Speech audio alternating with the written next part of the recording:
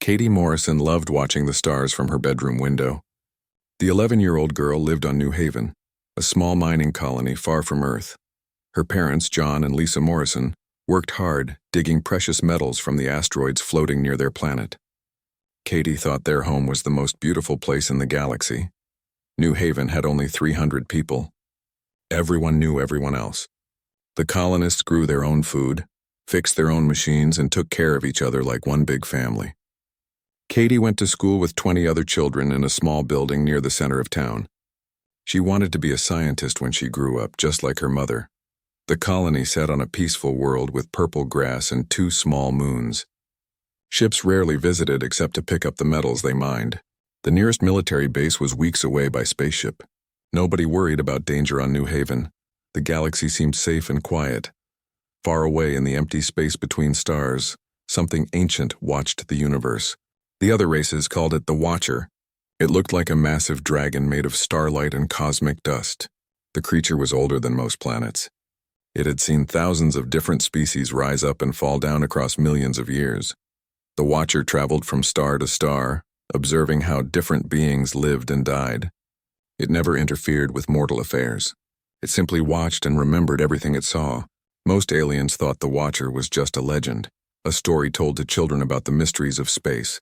But the Watcher was very real.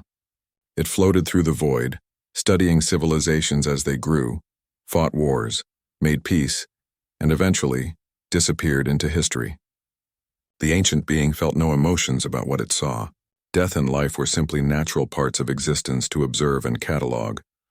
On a Tuesday morning, Katie helped her father fix a broken mining robot. John Morrison taught his daughter how machines worked, while Lisa prepared for another expedition to the asteroid belt. The family laughed together as Katie accidentally dropped a wrench on her father's foot. "You'll make a great engineer someday," John said, ruffling his daughter's brown hair. Katie giggled and picked up the wrench again. That afternoon, strange ships appeared in New Haven's sky.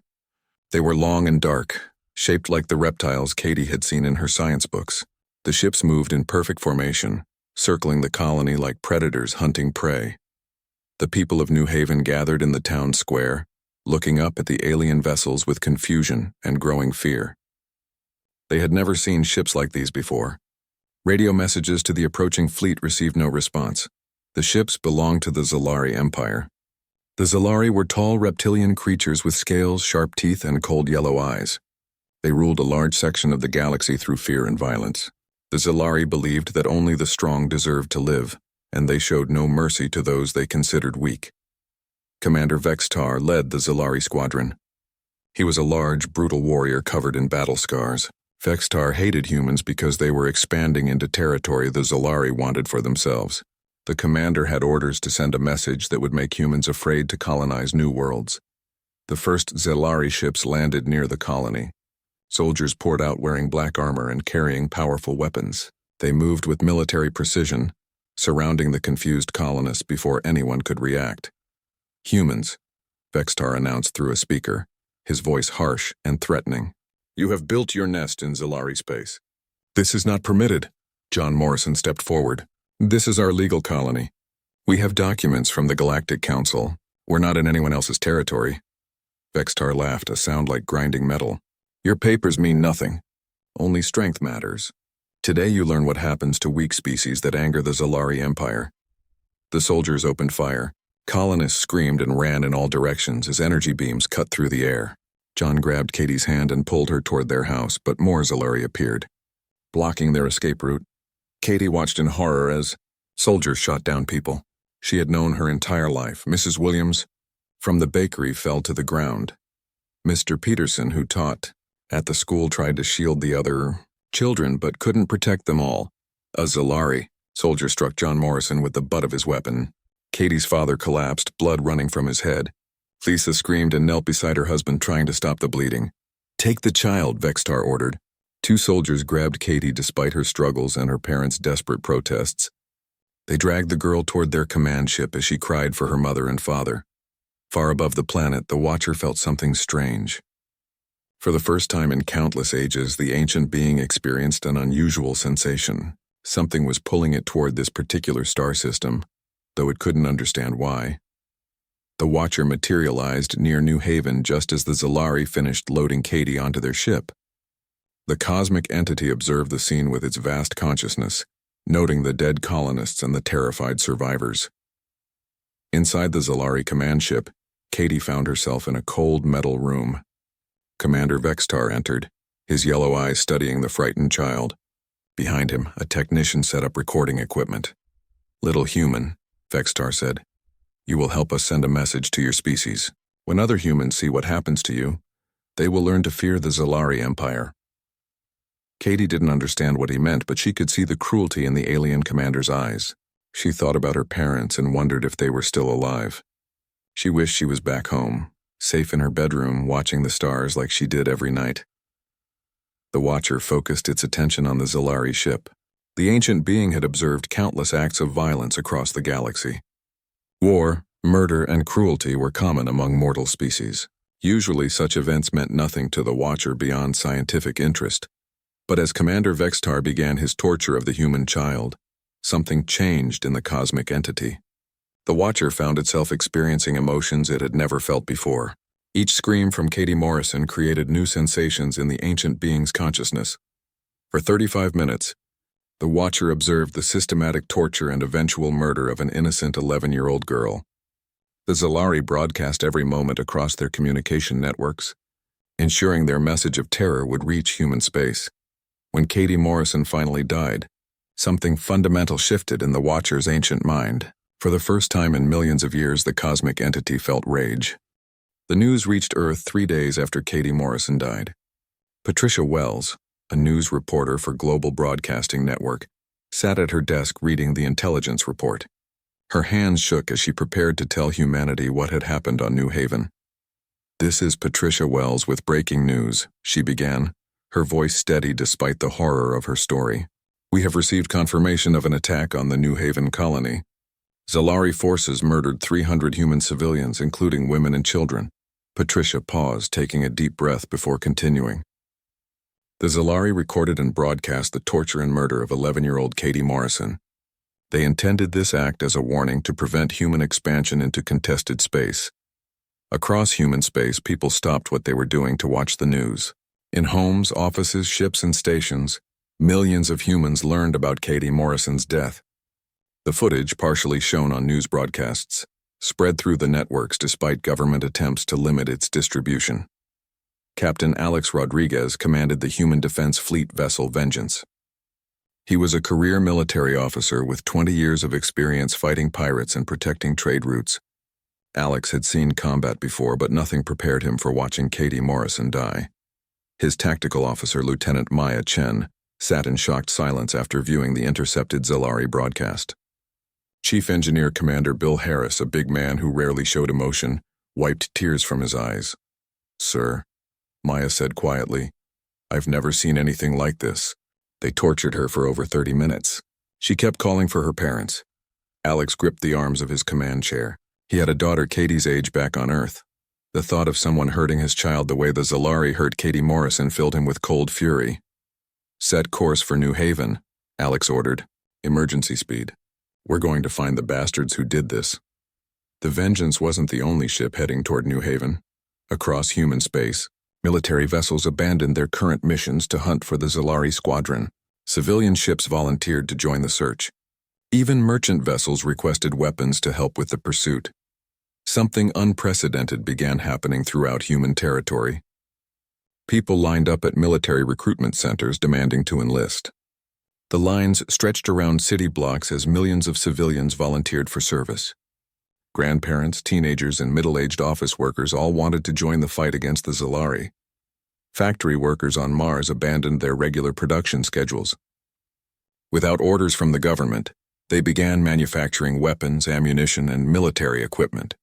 Shipyards across the solar system stopped building civilian vessels and started constructing warships. Dr. Jennifer Murphy ran the Advanced Weapons Research Laboratory on Europa. She had spent her career developing peaceful technologies to help human colonies. The day after Katie Morrison's death, Jennifer redirected her entire team to military projects. "We're going to build weapons," Jennifer told her staff. "The best weapons humanity has ever created. We're going to make sure no one can hurt our children again." Scientists throughout human space made the same decision. Research stations studying alien plants suddenly focused on biological weapons. Physics laboratories working on clean energy began designing new types of explosives. The entire scientific community mobilized for war. The transformation happened so quickly that government leaders struggled to keep up. Admiral Claire Thompson commanded the Sol Defense Fleet from her headquarters on Luna. She watched reports flooding in from across human territory, amazed by the speed of humanity's response. "Admiral," her aide reported, "we have 14 million new military volunteers in the first week. Industrial output has increased by 400%. Every major corporation has offered their resources for military production." Claire had never seen anything like it. In her 40-year career, she had witnessed humanity's response to various crises. But the murder of Katie Morrison triggered something different. The entire species was mobilizing with single-minded determination. Meanwhile, the Watcher traveled through space toward Earth's solar system. The ancient being's cosmic consciousness burned with new emotions. Rage, sorrow, and something else, a desire for justice, filled the entity that had observed the universe with detachment for millions of years. The Watcher had seen countless civilizations rise and fall. It had watched species destroy themselves through war, plague, and natural disaster. The death of individual beings had never affected the cosmic entity before. But Katie Morrison's murder changed something fundamental in the Watcher's nature.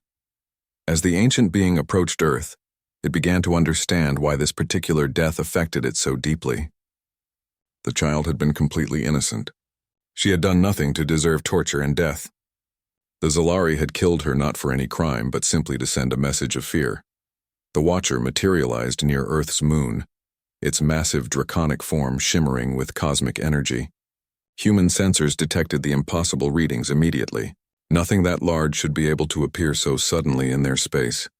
Admiral Thompson received the alert in her command center. "Admiral, we have an unidentified contact near Luna. It's enormous, but our weapons can't get a target lock. The thing seems to be made of energy." Claire studied the sensor data with growing amazement. Whatever had appeared near their moon was beyond anything in human technology. The object's energy signature was off their measurement scales. Then the Watcher spoke. Its voice reached every human mind simultaneously, from Earth to the furthest colony. The ancient being had never communicated with mortals before, but Katie Morrison's death compelled it to break its eternal silence. "Humans," the Watcher said, its voice like distant thunder in their minds. "I am the one you call the Watcher. For millions of years I have observed the rise and fall of countless species. I have seen war, cruelty, and death without intervention. On Earth, billions of people stopped what they were doing to listen to the impossible voice in their heads. Military commanders, government leaders, and ordinary citizens all heard the same message. 3 days ago, I witnessed an injustice that demands cosmic correction," the Watcher continued. "The murder of your child Katie Morrison has awakened something in my ancient consciousness. For the first time in my existence, I offer assistance to a mortal species." Admiral Thompson stared at her screens in amazement. The legendary Watcher was real, and it was offering to help humanity. The implications were staggering. "The Zalari believe they have sent you a message of fear," the Watcher said. "They have instead awakened something far more dangerous. I have watched your species' response to this child's death. You are transforming yourselves into something the galaxy has never seen." The cosmic entity paused, its consciousness touching every human mind. "I request an audience with your leaders. Together we will ensure that Katie Morrison's death is avenged, and that no species ever again underestimates the fury of humanity protecting its young." The United Earth Council had never held an emergency session like this one. Chairman Peter Davis sat at the head of the conference table, trying to process what was happening. Outside the building, the Watcher's massive form hovered above Geneva, its cosmic energy casting strange shadows across the city. Admiral Claire Thompson and General Lisa Carter flanked the chairman, representing humanity's military forces. Around the table sat the leaders of every major human colony and corporation. They had gathered to meet with a being that most had considered mythology. The Watcher materialized inside the council chamber, its draconic form shrinking to fit the room while still radiating immense power. The ancient entity's eyes held the light of distant galaxies as it studied the assembled humans. "I have observed 10,000 civilizations," the Watcher began, its voice resonating through their minds rather than their ears. I have seen species conquer their neighbors, destroy themselves through war, and fade peacefully into history. Never have I chosen to intervene. Chairman Davis found his voice despite his awe. Why now? What makes humanity different? The Watcher's cosmic consciousness touched each person in the room, sharing fragments of what it had witnessed throughout the ages. They saw species that had enslaved others, empires that had crushed the weak, and civilizations that had forgotten compassion in their pursuit of power. Your species possesses something rare, the Watcher explained. When one of your young is harmed, you do not simply mourn. You transform. I watched your entire civilization mobilize within days of Katie Morrison's death. This response intrigues me. General Carter leaned forward. Our intelligence suggests the Zalari expected a limited military response. They wanted us to be afraid.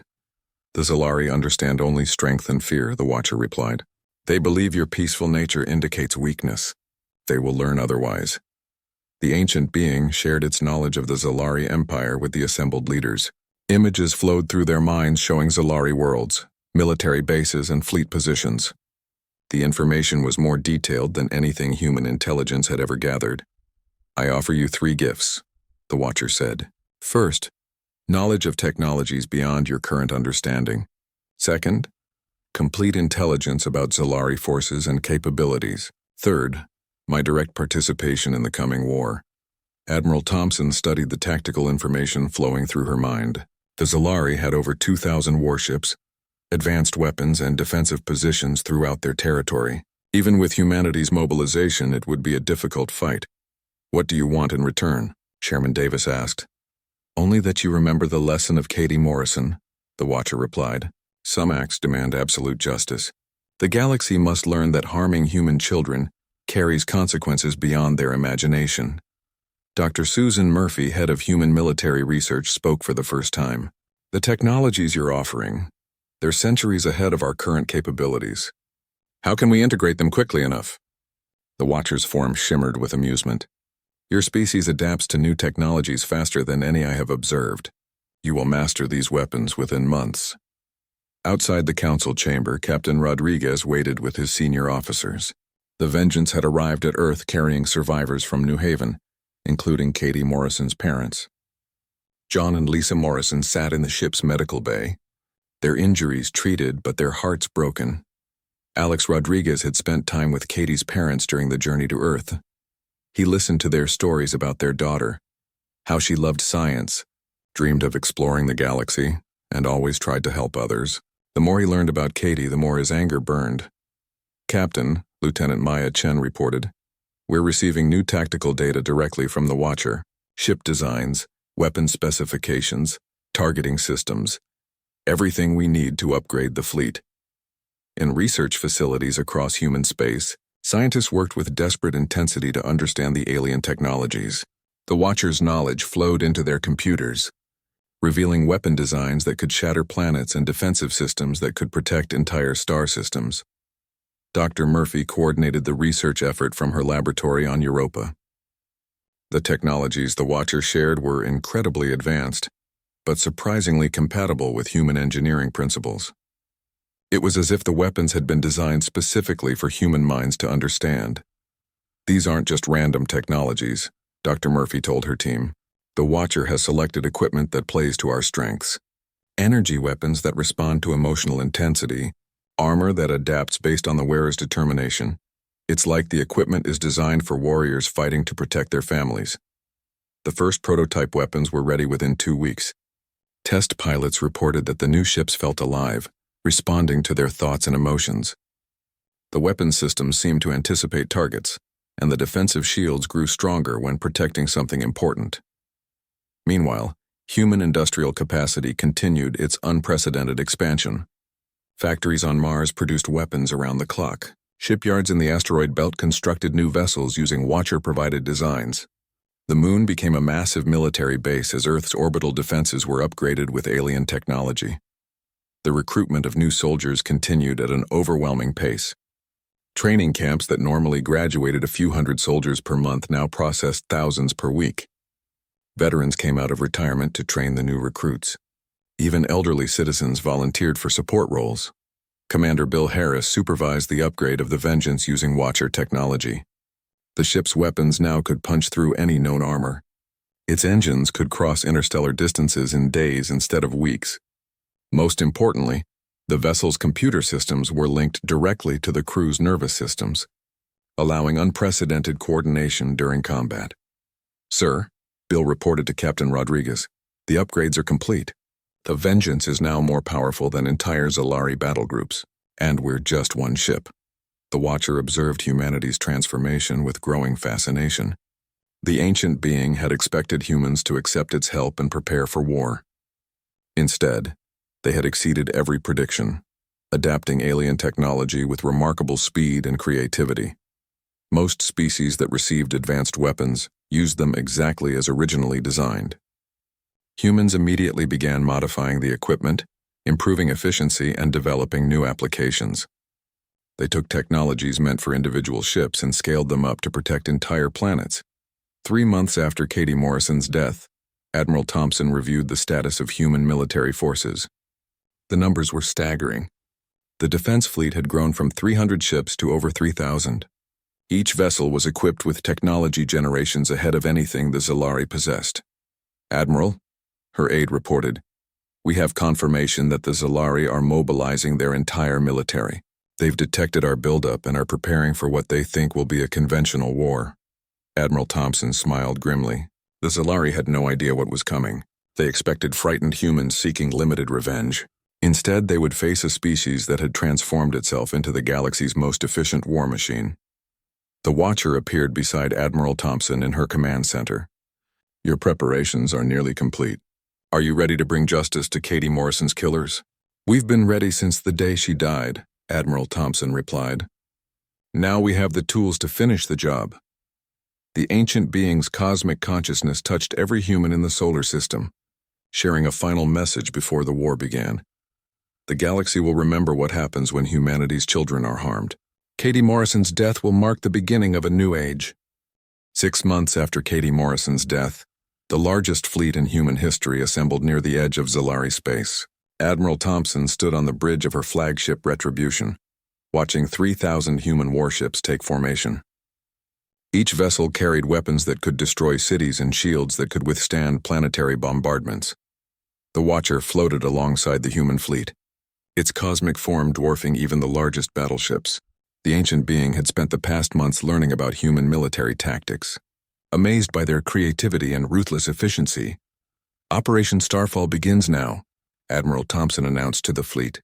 "We go to bring justice for Katie Morrison and ensure no species ever harms human children again." Captain Rodriguez commanded a battle group of 200 ships, including his upgraded Vengeance. His target was the Zalari homeworld system, where intelligence reports placed Commander Vextar and the squadron responsible for New Haven's destruction.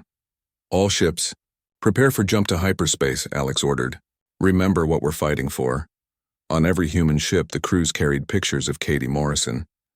The 11-year-old girl's smiling face had become a symbol of innocence lost and justice demanded. Her image-decorated bulkheads appeared on weapon displays and motivated every human warrior heading into battle. The human fleet jumped to hyperspace simultaneously, their Watcher-enhanced engines covering the distance to Zalari space in hours instead of weeks. The coordination was perfect, with battle groups emerging at predetermined positions throughout the Zalari Empire. Commander Vextar received the first reports from his command post on the Zalari homeworld. "Sir, we have massive human fleet movements detected at 17 different systems. They're attacking everywhere at once." Vextar studied the tactical displays with growing concern. The humans had assembled far more ships than intelligence estimates suggested possible. Their attack was coordinated across dozens of star systems, striking Zalari military bases, supply depots, and fleet concentrations simultaneously. "Impossible," Vextar muttered. "The humans don't have the resources for this kind of operation." His aide provided updated casualty reports. "Sir, we've lost contact with the 3rd and 7th fleets. The humans are using weapons we've never seen before. Our ships are being destroyed faster than they can respond." Captain Rodriguez's battle group emerged from hyperspace at the edge of the Zalari home system. Immediately, human sensors detected over 400 Zalari warships defending their most important world. It should have been an impossible fight for 200 human vessels. "Target their command ships first," Alex ordered. Let's show them what happens when you hurt our children. The Vengeance opened fire with its new energy weapons. Beams of concentrated plasma, enhanced by Watcher technology, lanced across space and struck the largest Zalari battleship. The enemy vessel's shields collapsed instantly, and its hull vaporized in seconds. Lieutenant Maya Chen monitored the battle from her tactical station. Sir, their return fire isn't penetrating our shields. Our defensive systems are adapting to their weapon frequencies faster than they can adjust. Across the system, human ships destroyed Zalari vessels with terrifying efficiency. The alien weapons that had conquered dozens of worlds proved useless against human technology, enhanced by cosmic knowledge. Zalari battle formations that had dominated space battles for centuries crumbled under human assault. The Watcher participated directly in the battle, its cosmic powers turning entire squadrons of Zalari ships into space dust. But the ancient being noticed something remarkable. Its intervention was barely necessary. Human forces were winning through their own skill and determination. These humans fight differently than other species I have observed, the Watcher noted to itself. They do not seek conquest or glory. They seek justice with methodical precision. On the Zalari homeworld, panic spread through the population as reports arrived of fleet after fleet being destroyed.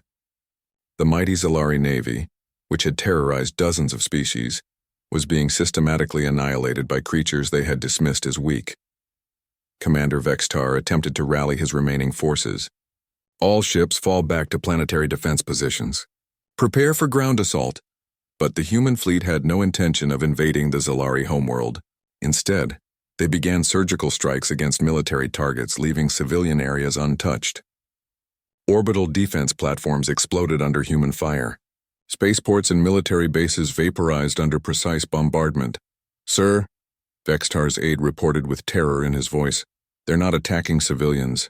They're only destroying military targets. It's like they know exactly where everything is located. Captain Rodriguez studied the intelligence data the Watcher had provided. Every Zalari military installation, every weapons depot, every command center was marked clearly on his tactical display. The humans could eliminate Zalari military power without harming innocent civilians. This is Captain Rodriguez to all Zalari forces. Alex broadcast on all frequencies. Surrender now and face trial for your crimes. Continue fighting and be destroyed. You have 5 minutes to decide. The response came not from Zalari commanders, but from other alien civilizations monitoring the battle. The Goran Republic, the Andrax Federation, and dozens of minor species all sent urgent diplomatic messages to the human fleet. Human fleet, this is Ambassador Kelthon of the Goran Republic, came one transmission. We urge restraint in your actions. The Zalari Empire has many allies who will not accept its destruction. Admiral Thompson replied from her position, commanding the overall assault. Ambassador, the Zalari tortured and murdered an 11-year-old human child. They will face justice. Any species that attempts to interfere will be considered hostile. The bluntness of humanity's response shocked the galactic community. Humans had always been diplomatic, seeking peaceful solutions to conflicts. This new humanity showed no interest in negotiation or compromise when their children were threatened. Commander Vextar watched his empire collapse in real time. Human forces had destroyed over 80% of the Zalari Navy in less than 6 hours. Military bases throughout Zalari territory were being systematically eliminated. The species that had ruled through fear now faced extinction. Sir, his communications officer reported, we're receiving surrender offers from colony governors throughout the Empire. They're abandoning the fight. Vextar realized the war was over. The humans had not just defeated the Zalari military. They had broken the Empire's will to fight. Species that had served the Zalari out of fear were now switching sides or declaring neutrality. Open a channel to the human fleet, Vextar ordered reluctantly. Captain Rodriguez received the transmission on the bridge of the Vengeance. Commander Vextar's scaled face appeared on the main screen, no longer showing arrogance but genuine fear. Human Commander, Vextar began, the Zalari Empire formally surrenders. We request terms for ending hostilities.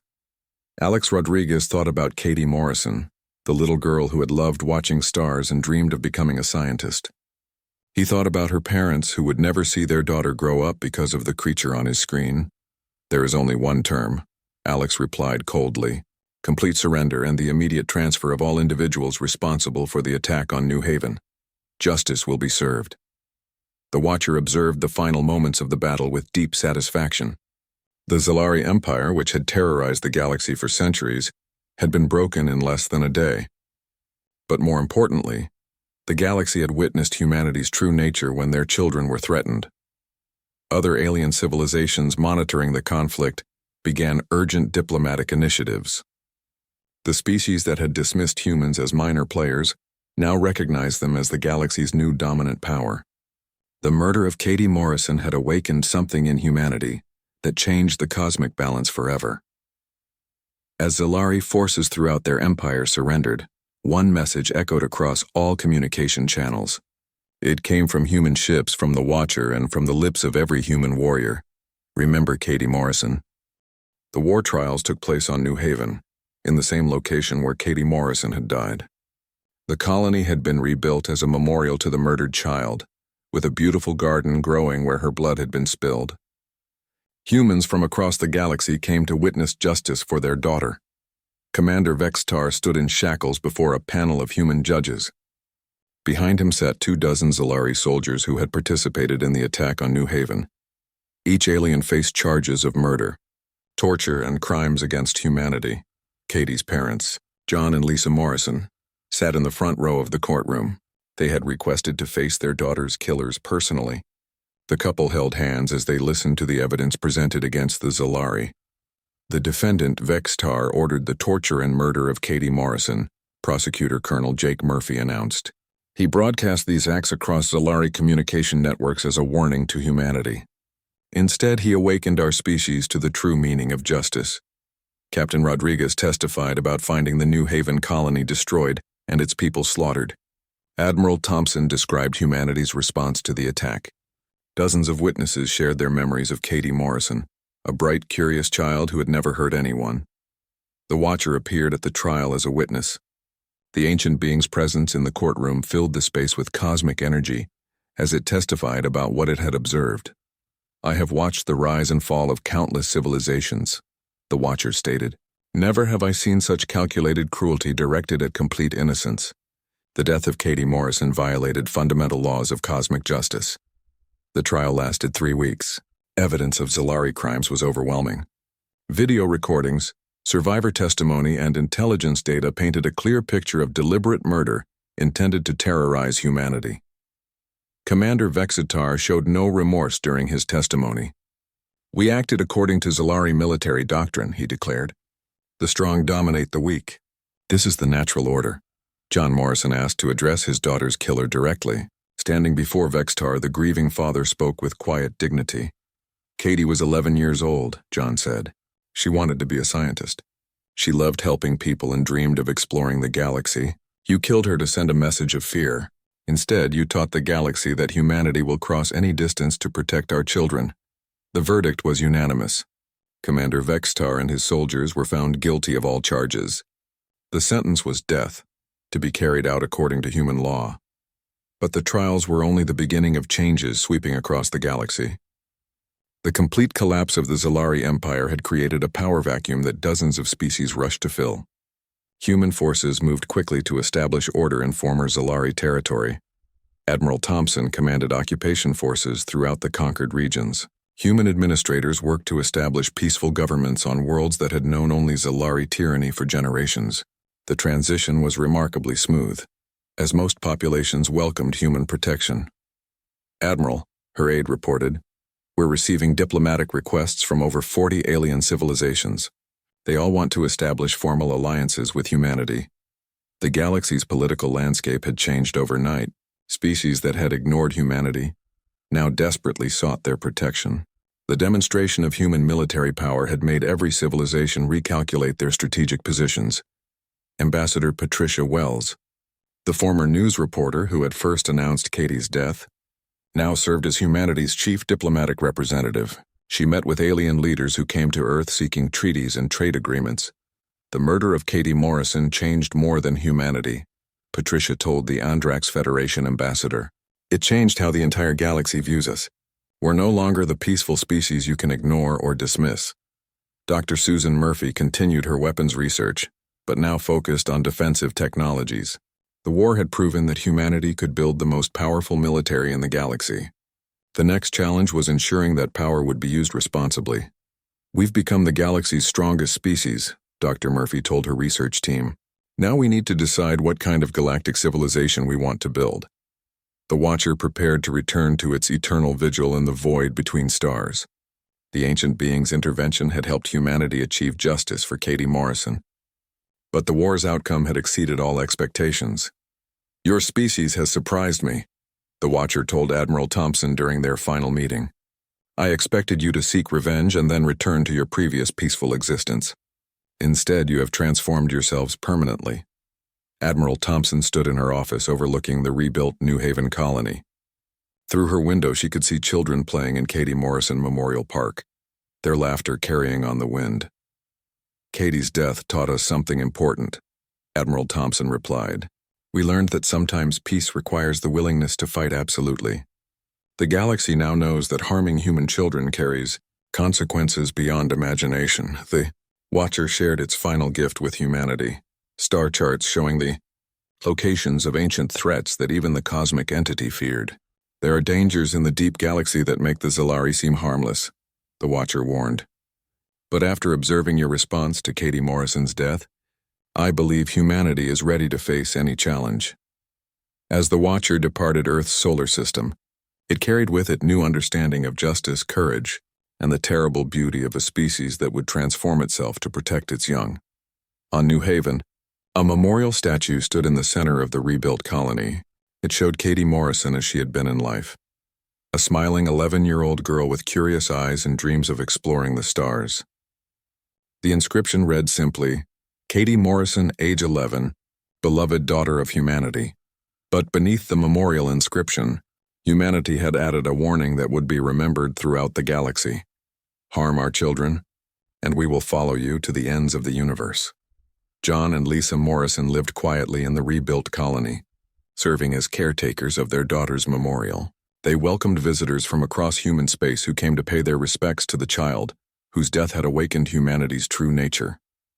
Katie would be amazed by what happened, Lisa told one group of visitors. "She always believed that people should help each other and stand up for what's right. In death, she taught our entire species those same lessons." Captain Rodriguez, now promoted to admiral, commanded the New Haven Defense Fleet. His ships patrolled the system, ensuring that no force would ever again threaten the memorial to Katie Morrison.